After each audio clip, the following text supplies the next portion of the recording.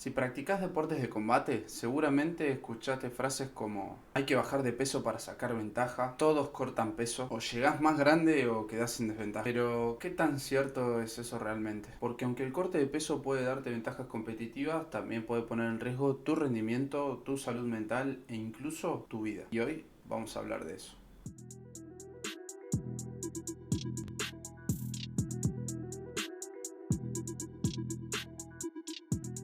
¿Qué dice la evidencia científica sobre los cortes de peso? ¿Qué efectos tiene sobre el cuerpo y el rendimiento? ¿Por qué tantos atletas lo siguen haciendo? ¿Y cuáles son las estrategias más seguras para minimizar el riesgo?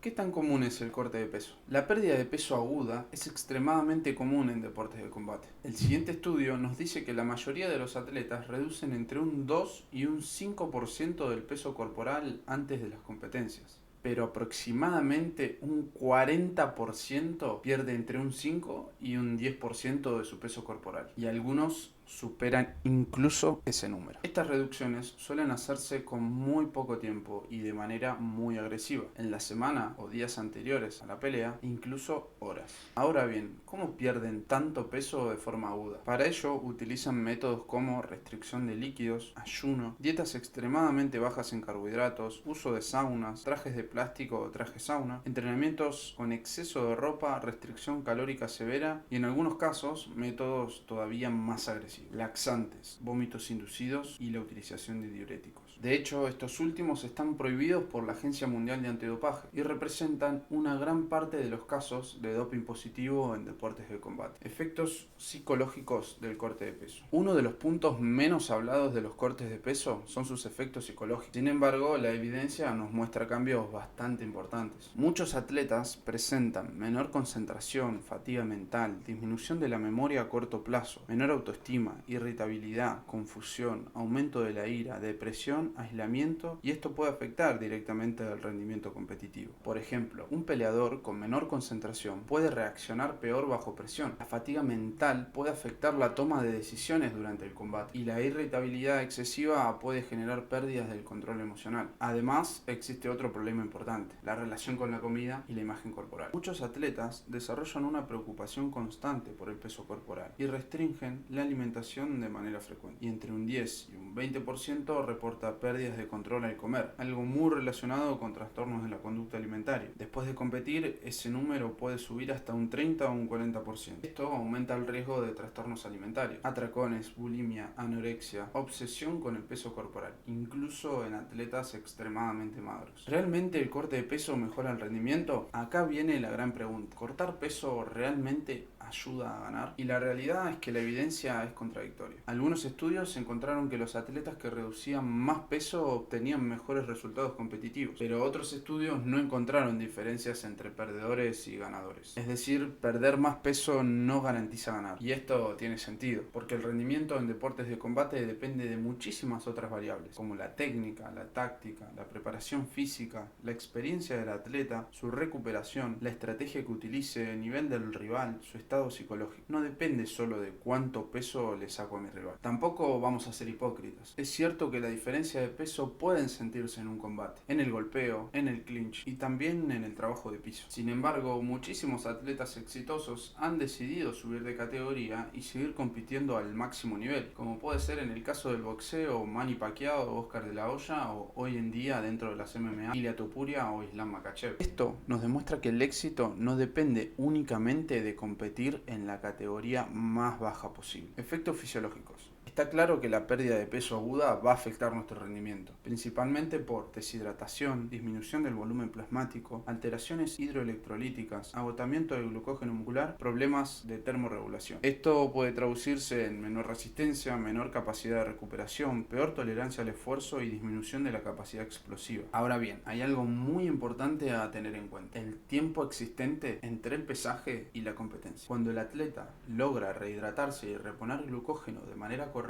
el rendimiento puede recuperarse. Que en 3 o 4 horas ciertos atletas logran volver cercano a sus niveles normales. Imagínate en el caso de la UFC, donde hay aproximadamente unas 32 horas entre el pesaje y la competencia. Esto no significa que sea inocuo. De igual manera atraviesa un estrés fisiológico importante y además no todos los atletas responden igual. Los atletas menos experimentados son los que suelen verse más afectados por cortes de peso agresivos. Riesgos de lesión y casos extremos. Otro punto importante es el riesgo de lesión. Algunos estudios muestran que perder más del 5% del peso corporal aumenta significativamente la probabilidad de lesionarse. La deshidratación afecta la función muscular, el metabolismo, la capacidad de contracción muscular y eso puede aumentar la exposición a lesiones durante la competencia. Pero en casos extremos, el problema puede ser todavía más grave. Han existido muertes relacionadas con cortes de peso agresivos, como el caso de Chun Sen-hong, atleta de 22 años, considerado el probable ganador de la medalla de oro en la categoría de peso de 65 kilogramos en judo, a solo 3 meses antes de los Juegos Olímpicos de Atlanta 1996. La causa de muerte fue un ataque cardíaco. Un año después, 3 luchadores universitarios murieron debido a hipertermia y deshidratación. Incluso casos de niños sometidos a presión para bajar de peso. En 2005, Sansone y Sawyer informaron sobre la presión para perder peso en un luchador de 5 años cuyo padre le pedía que perdiera el 10% de su masa corporal para participar en un torneo de lucha libre. Y aunque estos casos sean poco frecuentes, muestran claramente hasta dónde se puede llegar con estas prácticas cuando se pierde el control. ¿Cómo minimizar el riesgo en un corte de peso? La evidencia es bastante clara. Como punto de partida, no debería incentivarse la pérdida de peso rápida agresiva. Pero si un atleta necesita ajustar su categoría, existen estrategias que son más seguras. Las principales recomendaciones son priorizar pérdidas graduales y no extremas, intentar perder peso graso y no masa muscular, evitar reducciones mayores al 5% del peso corporal, no llegar a porcentajes de peso graso extremadamente bajos, mantener entrenamiento de fuerza durante la preparación, minimizar las pérdidas de masa muscular, evitar dietas extremadamente bajas en carbohidratos, tener suficiente tiempo de recuperación después del pesaje, rehidratarse correctamente con líquidos, carbohidratos y electrolitos, porque el objetivo no debería solo ser